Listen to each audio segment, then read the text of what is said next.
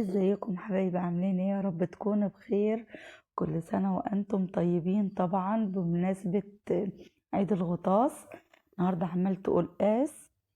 عايزة اقول لكم جميل قوي قوي، كمان عملناه بالدمع وعملنا رز جنبه. عايزة اقول لكم جميل قوي قوي.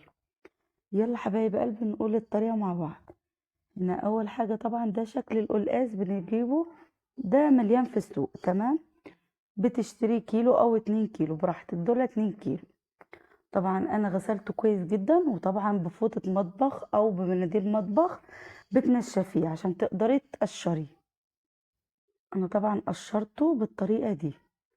وكمان بس انا هوريكم كده اول واحدة وخلاص. بصراحة خدته وقعدت كده جوه في الارض يعني واشتغلت مع نفسي. قطعته مكعبات بالطريقة دي بعد ما قشرته. تمام، وهتنقعيه في مية حدود 4 ساعات أو 5 ساعات، في مية زي كده. وبتغطيه طبعا مية من الحنفية. تمام، بصوا كده بعد 4 ساعات تلاقيه كده فيه زلاويج وحاجات كده نزلت منه. طبعا بتاخديه عند الحنفية تغسليه كويس جدا يجي 8 مرات. طبعا هنا معايا بصلتين مقطعين مكعبات وعليهم رشة فلفل، كيلو لحمة، كزبرة خضراء، وطبعا عصير طماطم. تمام، طبعا حبايب قلبي انا البصله هنا اول حاجه هتلف هحط معلقه سمنه بلدي. تمام، مع السمنه البلدي اللي في ناس بتقول عليها تقيله ولا تقيله ولا اي حاجه. اي حد مريض بالقلب ولا تعبان بيقولوا له تاكل يعني حاجاتك كلها بسمنه بلدي او زبده وزيت عباد الشمس. تمام، حطيت كده معلقتين زيت عباد الشمس على معلقة سمنة. تمام، وهنا طبعا البصل انا لما باجي اقطعه كده مكعبات لازم حبايب قلبي برش رشة فلفل عشان ما يصننش ولا يعمل ريحة. تمام، هقلب كده وهكرمل البصل يعني هحمره ياخد لون كده معايا. وطبعا احنا في الوقت ده غاسلين اللحمة ومصفينها كويس جدا. هنزل باللحمة بتاعتي، طبعا مقطعاها قطع اللي انت بتحبيها، صغيرة وسط كبيرة براحتك. تمام، وهقلب. انا عايزة اكرمل البصل اللي كرملناه، تقلبيه في اللحمة. تمام، عايزة اقول لكم الطريقة دي تحفة جدا، طريقة جديدة طبعا، دي طريقة مامتي، بصراحة جميلة قوي.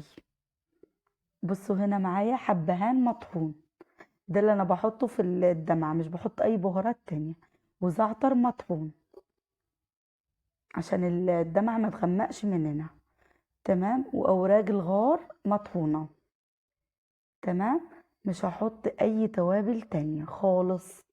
وعايزة اقول لكم هتاكلوا يعني صوص طبيخ تحفة بجد بجد بجد. ونقلب كده في حدود 5 دقايق، ونكون حاطين مية مغلية في الكتل. تمام، عشان هنضيف عليها طبعا. طبعا الطريقة دي جديدة، في ناس مش بيعملوا كده خالص القلقاس، بس دي طريقة والدتي بصراحة جميلة وعجبتني قوي. هنقلب كده. طبعا حطيت مية، مش هنحط مية كتير، يدوب كده بصوا ما تغطيش يعني اللحمة. تمام، عشان انا عايزة اللحمة تستوي ربع سوا وتشرب الشوربة اللي احنا حطيناها على المية. تمام، طبعا هنا انا بعمل شوربة جنبها. بصوا الشوربة دي عايزة اقول لكم مواسير، المواسير دي من عند الجزار حلوة قوي ومفيدة قوي. انا قلت برضو ان انا اقول لكم عشان تجيبوها وتعملوها. برضو بحط نفس التوابل، حبهان مطحون وراج الغار، مش بحط تاني توابل كتير. تمام، نفس التوابل اللي شفتوها حطيتها في الدمعة دي انا بحطها في الشوربة، مش بحط اكتر من كده. بصوا كده بعد ما قلبت طبعا وشربت المية، بصوا في القعر كده في البصل الموجود وصوص، ضفت عليه عصير الطماطم اللي احنا ضربناه في الخلاط. تمام، ورشة سكر كده اول ما تغلي الصلصة عشان بس تشيل الحموضة بتاعتها. وهغطيها لحد ما تتسبك وتستوي. بصوا هنا بوريكم غسلته كتير قوي قوي قوي القلقاس بعد ما نقعته 4 ساعات و5 ساعات، غسلته كويس جدا لحد ما الزلاويق دي كلها طلعت. يعني تمرشيه كويس كده في الحوض تحت الحنفية، تكوني غاسلة الحوض وتكوني غاسلاه وتضيفيها وتغسليها كويس. تمام، ما يكونش خالص ان هي بتزحلق، تكون كده طلعت النشا خالص من القلقاس. تمام، وصفيتها. وكده هنزل بعد ما الصلصة اتسبكت، هنزل واللحمة طبعا استوت نص سوا برضو. كده خلاص هسويها كده، هتاخد بالظبط في حدود ربع ساعة يكون القلقاس بتاعي استوى. على فكرة ما خدش وقت ولا اي حاجة، الطريقة دي جربوها هتعجبكم قوي قوي. وهنا كمان عملت الرز تحفة. بصوا طبعا، وبرضه هنعمل الخضرة بس هنعملها في الآخر، الخضرة مع التوم عشان الريحة تفحفح كده، الريحة تحفة بجد. يعني جوزي قال لي أول مرة آكل قلقاس بالطريقة دي بصراحة يعني.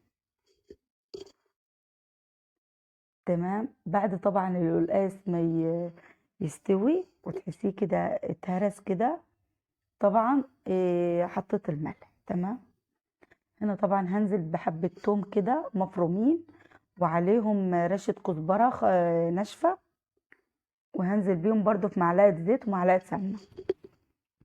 تمام، هشوحها كده يا دوبك ثانية وهنزل بالكزبرة الخضراء اللي احنا مقطعينها ناعم وغسلينها كويس جدا. تمام كده، هقلب برضو النار تكون وسط لحد هي والكزبرة والثوم تاخد لون.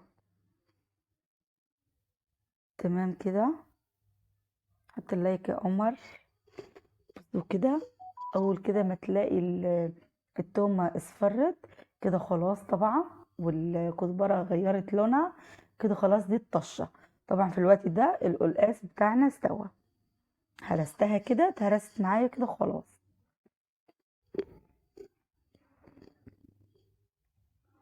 قلب طبعا.